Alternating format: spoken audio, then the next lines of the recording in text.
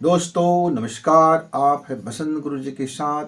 मेरे यदि युवा साथी है और नए साथी हैं तो ज़रूर हमसे जुड़िए, आपको लाभ ही होगा। हाँ मित्रों, कंडील कंडील जो होता है वो बहुत ही मामूली होता है और रास्ते को दिखाता है। दीपक बहुत मामूली ही होता है, पर वो आपके अंधेरे से लड़ने की क्षमता उत्पन्न करा देती है। हम जो बात बोलते हैं बिना लाग लपेट के बोलते हैं। मित्रों, आज हम ये बात करना चाहते हैं कि सफलताएं मिलती कैसे हैं।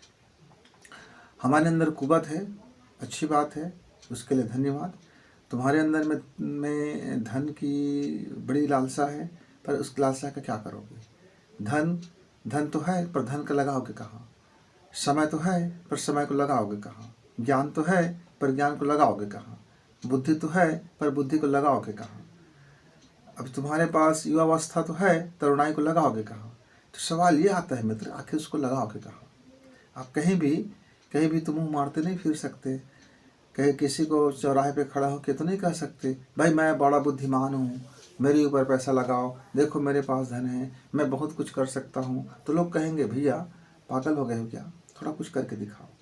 फिर आप कहोगे मैं करूँ कहाँ, क्या करूँ, मैं कैसे करूँ, मेरा किस्मत सो गया है, मुझे कोई अपॉर्चुनिटी नहीं मिल रहा है, मुझे कोई अवसर नहीं मिल रहा है। मेरे पास भी तो सब कुछ है। हाँ मित्र, तुम्हारे पास सब कुछ है, पर तुम्हारे पास एक नहीं है। क्या नहीं है तुम्हारे पास? योजना नहीं है तुम्हारे पास कोई डायग्राम नहीं है। तुम्हारे पास वह मार्ग खोजने का दृष्टि नहीं है, जहाँ से आपको मार्ग मिल जाता है।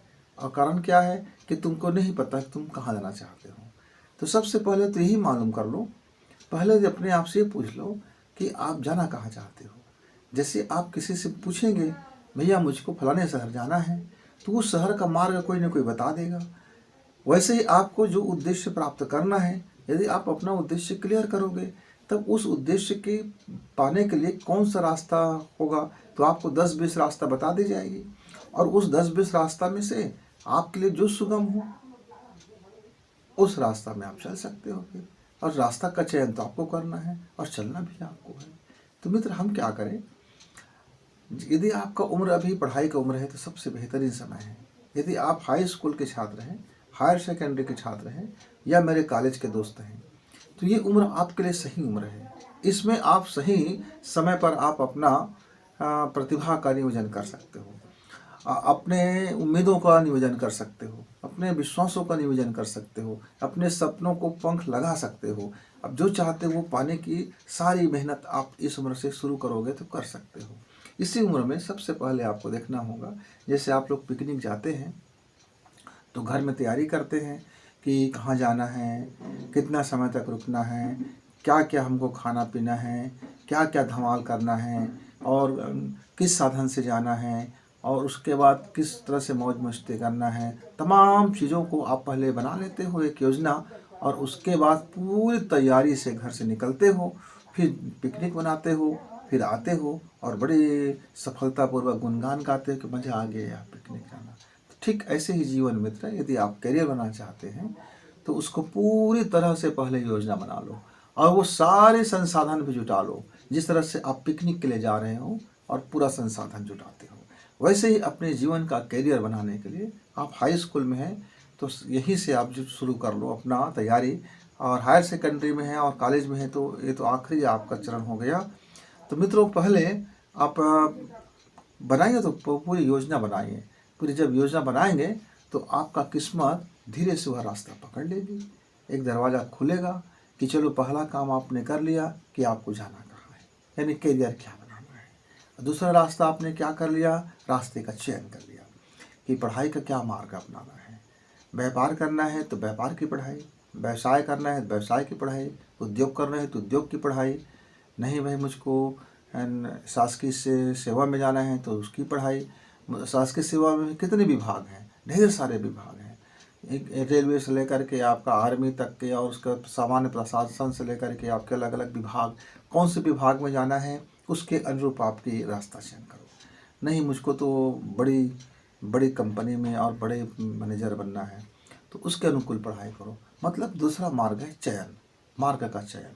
अब पढ़ाई में वह मार्ग का चयन कर लीजिए कि आपको जो बनना है, करियर में जो जाना है उसी का पढ़ाई करें। उसी का प्रशिक्षण लें, उसी का ट्रेनिंग करें, उसी के बाबत सोचें, उसी के बाबत यूट्यूब में देखें, ऐसे ही सफल लोगों से मिले, उसी संबंध के लोगों से आप अपना समय निवेश करें। ऐसे जो उद्योग उस जिस जिस क्षेत्र में आप जाना चाहते हैं, ऐसे ही लोगों के साथ आप संपर्क बनाएं, ऐसे ही लोगों के साथ अपनी दोस्ती कायम करें, ऐसे ही लोगों के बीच में जा कर के अवलोकन करें, मूल्यांकन करें, देखें ताकि कि इस करियर में आपका जो बनने जा रहा है इस करियर में क्या क्या पड़ाव आते हैं, क्या क्या फ़ायदे होते हैं, क्या क्या परेशानियां आते हैं, कितना मेहनत लगता है, कितना श्रम करना पड़ता है, सारी तैयारियां आप कर तो लीजिए। पिकनिक मनाने की तैयारियां कर लीजिए।